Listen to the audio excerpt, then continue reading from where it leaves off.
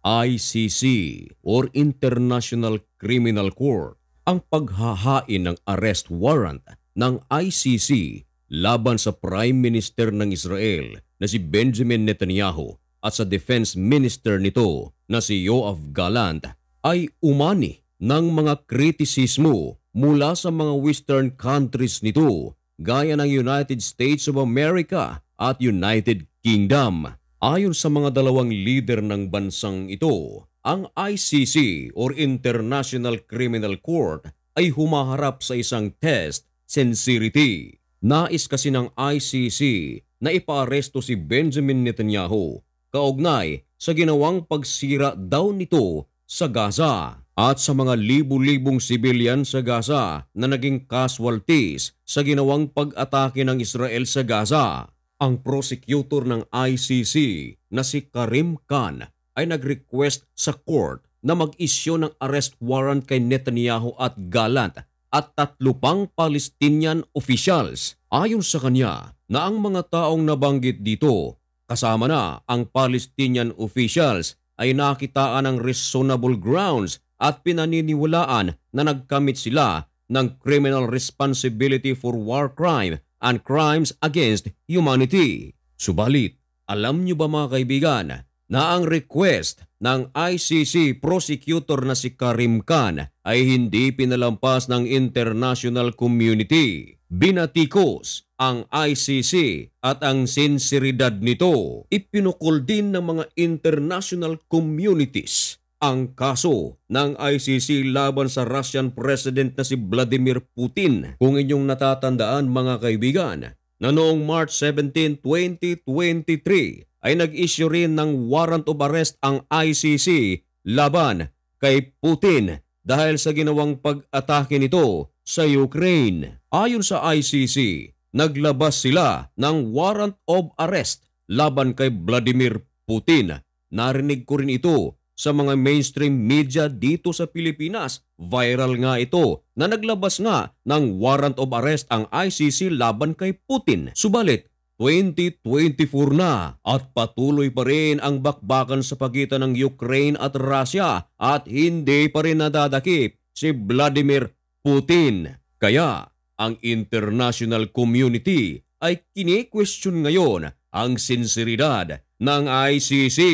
Naalala nyo rin ba mga kaibigan, sa panahon ng dating Pangulo ng Pilipinas na si Rodrigo Duterte, maingay ang ICC noon at kahit ngayon, maingay pa rin ito at nais nilang imbestigahan ang di umano'y war crime na nakamit ng dating Pangulo ng Pilipinas na si Rodrigo Duterte dahil sa war on drug nito. Hindi ito nagustuhan ng administrasyon ng dating Pangulong Duterte. Kumalas si Duterte sa ICC at ngayong iba na ang Pangulo ng Pilipinas ay maingay pa rin ito at nais nilang habulin si Duterte sa pamamagitan ng investigasyon ng war on drug ni dating Pangulong Duterte. Subalit, hanggang ngayon ay wala pa rin silang nagagawa sapagkat marami sa mga senador ang tutol sa gagawin ng ICC at maging ang presidente mismo ng Pilipinas na si Bongbong Marcos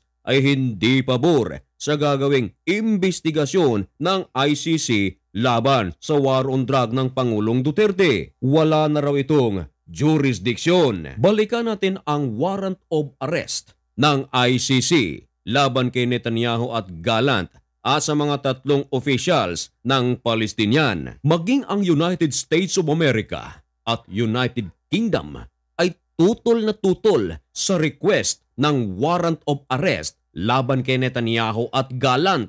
Nagsalita naman dito si Benjamin Netanyahu ayon sa kanya na ang warrant of arrest application laban sa kanya at kay Gallant ay sa new form of anti-Semitism. Dagdag pa ni Netanyahu na ang balak ng ICC o ang pag-i-issue ng warrant of arrest laban sa kanya ay pinapasabog lang daw nito ang mga university campuses para lumubo ang bilang ng anti-Semitism. Ayon naman sa presidente ng Israel na si Isaac Herzog na ang request ni Karim Khan sa ICC na maglabas ng warrant of arrest laban kay Netanyahu ay isang cross the line at ito raw ay threat to the collapse of the international judicial system. Nagsalita rin ang Israeli Foreign Minister na si Israel Katz na ang pag-anunsyo at pag-establish ng warrant of arrest request laban kay Netanyahu ay isang historic disgrace. Hindi rin ito pinalampas ni Joe Biden at naglabas ng pahayag tungkol sa warrant of arrest request na ito.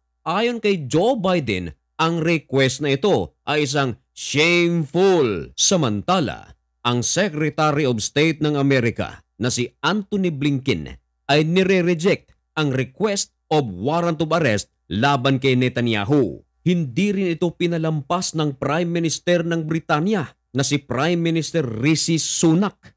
Ayon sa kanya na ang warrant of arrest request na ito laban kay Netanyahu, hindi raw ito makakatulong para mahinto ang conflict at hindi rin daw ito makakatulong na maibalik ang mga hostages at pag-deliver ng mga humanitarian aid. Nagsalita din dito ang Austrian Chancellor na si Karl Nehammer. Ayon sa kanya, ang warrant of arrest na ito ay isang incomprehensible. At ganun din ang Prime Minister ng Czech na si Peter Fiala.